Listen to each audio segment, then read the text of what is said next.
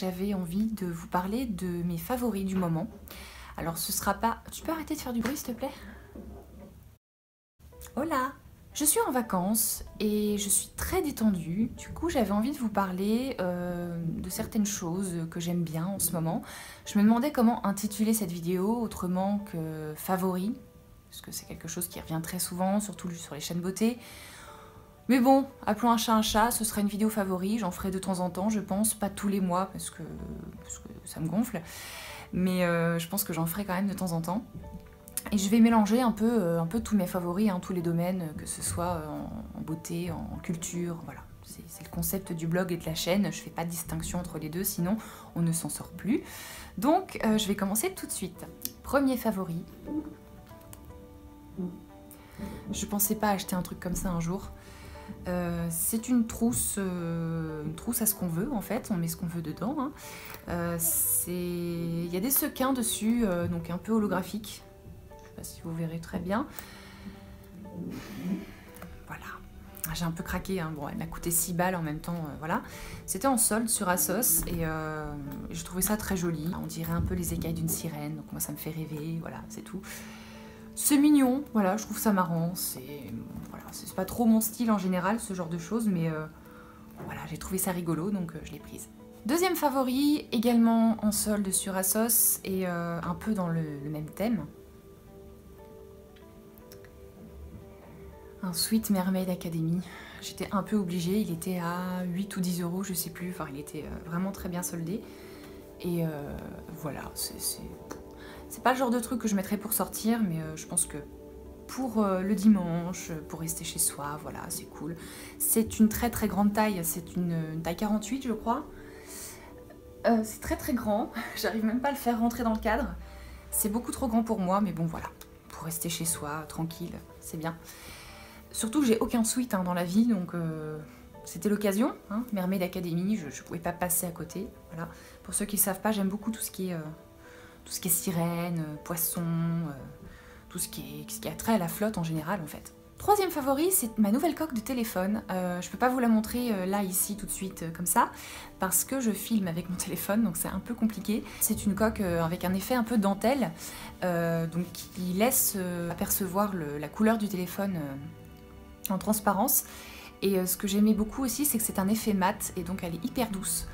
Bon après elle protège pas super bien, elle fait pas complètement le tour du téléphone, il n'y a pas de petits rebords en fait entre l'écran du téléphone et la coque, si vous voyez ce que je veux dire, il n'y a pas d'écart qui fait que si un jour le téléphone tombe à plat sur l'écran, il peut être protégé. Là je pense que si je le fais tomber directement à plat sur l'écran, au revoir mon écran, mais voilà, la coque est jolie, j'ai jamais fait tomber mon téléphone à plat sur l'écran, donc ce serait vraiment pas de bol que ça arrive maintenant. J'ai deux favoris en cosmétique.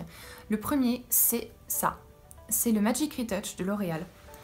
Je l'ai acheté il y a plusieurs mois et j'ai commencé à m'en servir il y a seulement quelques jours, et ce truc est trop bien. En fait, c'est un spray qui permet de faire des retouches aux racines quand vous avez les cheveux colorés, pour masquer temporairement tout ce qui est racines ou cheveux blancs, ou les deux. Et ça marche super bien. En fait, c'est pas une poudre, on pourrait penser que c'est une poudre un peu dans le style des shampoings secs. En fait, pas du tout.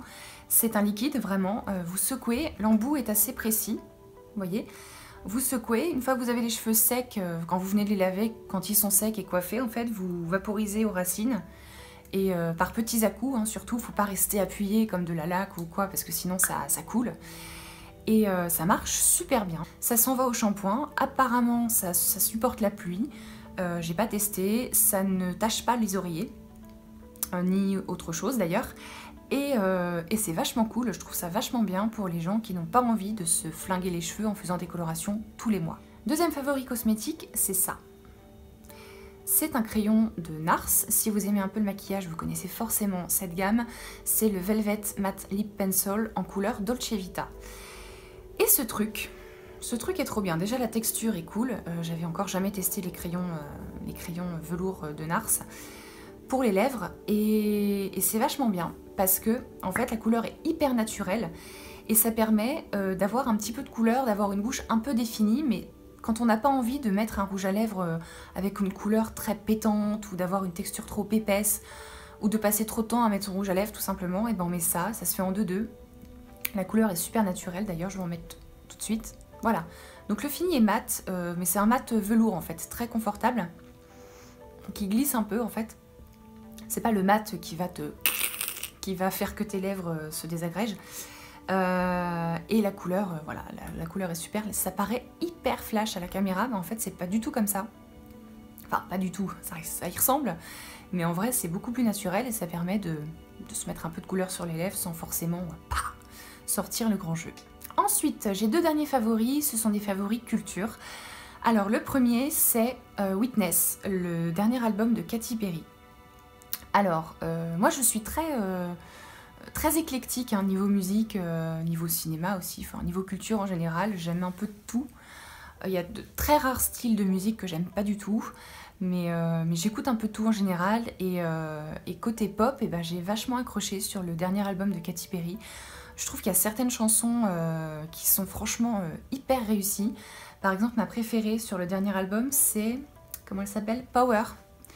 Power, qui est, je trouve, elle a un super arrangement, il y a cette boucle en permanence en fond dans la chanson qui lui donne tout son intérêt en fait. Enfin, je trouve qu'elle fait un peu, je sais pas comment dire, un peu 70s, mais je sais pas.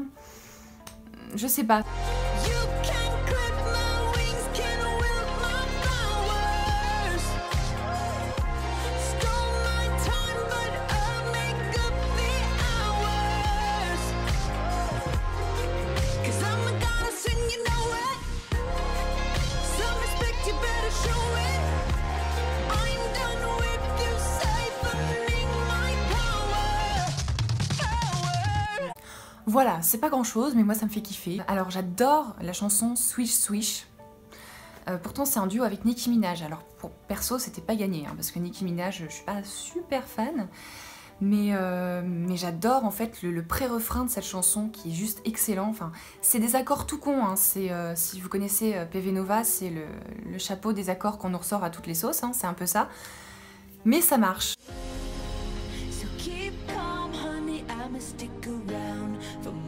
Than a minute, get used to it. Funny, my name keeps coming at your mouth, 'cause I stay winning, name up like swish, swish, bish. Voilà, donc pareil, c'est pas grand chose, mais moi j'aime bien. C'est le genre de truc que j'aime bien écouter quand j'ai pas envie de me prendre la tête, quand j'ai pas envie d'écouter du gros son qui tâche. Ouais, ça s'écoute tranquillement, ça s'écoute quoi. Voilà, c'est sympa. Et dernier favori, culture également. Alors là, vous allez vous foutre de moi, mais puissance 1000. The Last of Us, qui est sorti en 2013. Donc oui, il était temps que je le fasse. Mais bon, voilà. En fait, je me suis dit qu'il fallait que je le fasse quand j'ai appris qu'ils allaient sortir une suite. Et comme ce jeu a été élu jeu de l'année, bah, c'est même écrit sur la jaquette en fait, élu jeu de l'année plus de 200 fois.